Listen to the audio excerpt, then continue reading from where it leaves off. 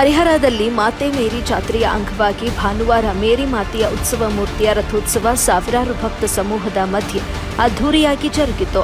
ಜಾತ್ರೆಯ ಅಂಗವಾಗಿ ಶನಿವಾರ ರಾತ್ರಿಯಿಂದ ದೇವತೆಯ ರೂಪ ಮೇರಿ ಮಾತೆ ನಮ್ಮೆಲ್ಲರ ಮಾರ್ಗದೀಪ ಎಂಬ ಧ್ಯೇಯ ವಾಕ್ಯ ಅಡಿಯಲ್ಲಿ ಚರ್ಚ್ನ ಆವರಣದಲ್ಲಿ ನಿರ್ಮಿಸಲಾಗಿದ್ದ ಭವ್ಯ ವೇದಿಕೆಯಲ್ಲಿ ಧಾರ್ಮಿಕ ಕಾರ್ಯಕ್ರಮಗಳು ಹಾಗೂ ವಿವಿಧ ಚರ್ಚ್ಗಳ ಧರ್ಮಾಧ್ಯಕ್ಷರಿಂದ ಆಶೀರ್ವಚನ ಆರಂಭಗೊಂಡಿತ್ತು. ಭಾನುವಾರ ಮುಂಜಾನೆ 5ರಿಂದ ಕನ್ನಡ, ಕೊಂಕಣಿ, ತೆಲುಗು, ತಮಿಳು, ಮಲಯಾಳಂ, ಆಂಗ್ಲ ಭಾಷೆಯಲ್ಲಿ ಪೂಜಾ ವಿಧಾನಗಳು, ಪ್ರಾರ್ಥನೆ ಮತ್ತು ಬೋಧನೆಗಳು ಆರಂಭಗೊಂಡಿತ್ತು.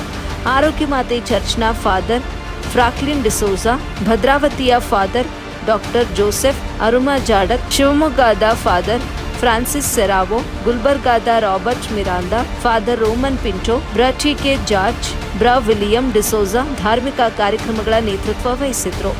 ಆರೋಗ್ಯ ಮಾತೆಗೆ ಹರಕೆ ಹೊತ್ತ ಭಕ್ತರು ತುಂಗಭದ್ರಾ ನದಿಯಲ್ಲಿ ಸ್ನಾನ ಮಾಡಿ ನದಿಯಿಂದ ಚರ್ಚ್ವರೆಗೂ ದೀಡು ನಮಸ್ಕಾರ, ಮೊಣಕಾಲಿನ ಮೇಲೆ ನಡೆದು ಸೇವೆ ಸಲ್ಲಿಸಿದ್ರು. ಕೆಲವು ಭಕ್ತರು ಮುಡಿ ನೀಡಿದ್ರು.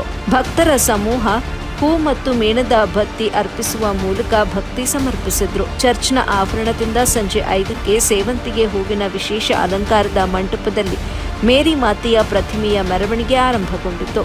ಪಿಬಿ ರಸ್ತೆ, ಮಹಾತ್ಮ ಗಾಂಧಿ ವೃತ್ತ, ಕೆಇಬಿ ವೃತ್ತ, ಟಿಬಿ ರಸ್ತೆ, ಸಿಬಾರ ವೃತ್ತ, ಹರಿಹರೇಶ್ವರ ವೃತ್ತ, ದೇವಸ್ಥಾನದ ರಸ್ತೆ, ಮುಖ್ಯ ರಸ್ತೆಯಲ್ಲಿ ಸಂಚರಿಸಿತು. ನಗರದ ಪ್ರಮುಖ ವೃತ್ತಗಳಲ್ಲಿ ಸಿಡಿಮದ್ದುಗಳನ್ನು ಸಿಡಿಸಿ ಭಕ್ತರು ಸಂಭ್ರಮಿಸಿದ್ರು. ಮೇರಿಯ ನಿವಾಸ ಶಾಲೆಯ ಬ್ಯಾಂಡ್ ಮೆರವಣಿಗೆಗೆ ವಿಶೇಷ ಮೆರುಗು ನೀಡಿತ್ತು. ಮೆರವಣಿಗೆ ಚರ್ಚ್ ಆವರಣಕ್ಕೆ ತೆರಳಿತು. ನಂತರ ಮಂಟಪಕ್ಕೆ ಬಳಸಿದ ಹೂವನ್ನ ಪ್ರಸಾದದ ರೂಪದಲ್ಲಿ ಭಕ್ತರಿಗೆ ವಿತರಿಸಲಾಯಿತು.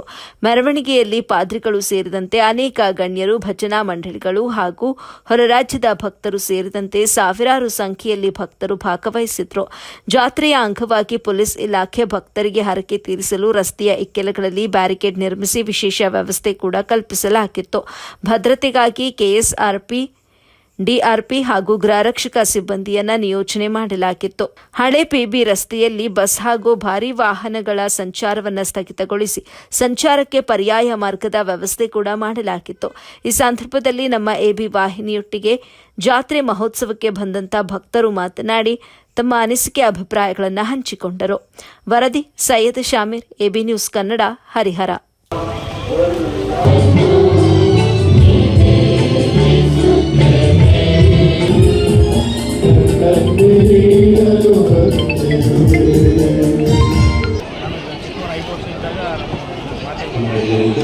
ನನಗೊಂದು ಅದು ಅಂದಾಗ ಬುಕ್ ಹಿಡ್ಕೊಂಡು ಅದೇ ಥರ ಅನ್ಚಾನ್ಸಸ್ ಆಗ್ತದೆ.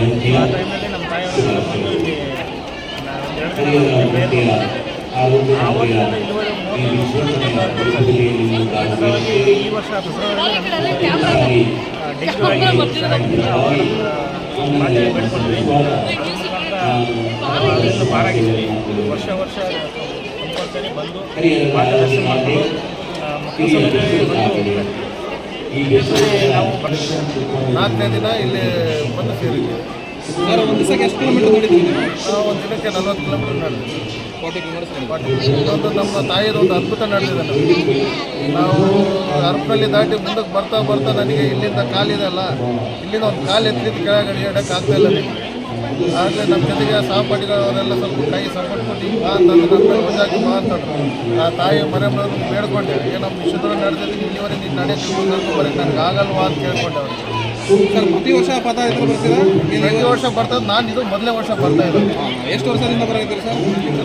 ಹರಿಹರ ನಗರದ ಮೇರಿ ಮಾತೆಯ ಇದು ಒಂದು ಜಾತ್ರೆ ಮಹೋತ್ಸವ ಇಲ್ಲಿ ಭಕ್ತರಿಂದ ಸಂಭ್ರಮದಿಂದ ಆಚರಿಸುತ್ತಿರುವ ಇದು ಒಂದು ಸಂಜೆಯ ಸಮಯದಲ್ಲಿ ಇಲ್ಲಿ ವಿಶೇಷತೆ ಅಂದರೆ ಇವತ್ತು ಇಲ್ಲಿ ಒಂದು ತೇರನ್ನು ಎಳೆದುಕೊಂಡು ಹರಿಹರ ನಗರದ ರಸ್ತೆಗಳಲ್ಲಿ ಹಾಕಿ ಮತ್ತು ವಾಪಸ್ ಚರ್ಚಿಗೆ ಮಧ್ಯ ಕರ್ನಾಟಕ ಹರಿಹರ ಕ್ಷೇತ್ರ ಇದೆ.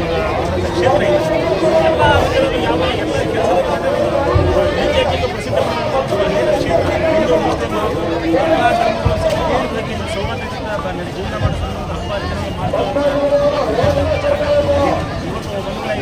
ವಿಶೇಷತೆ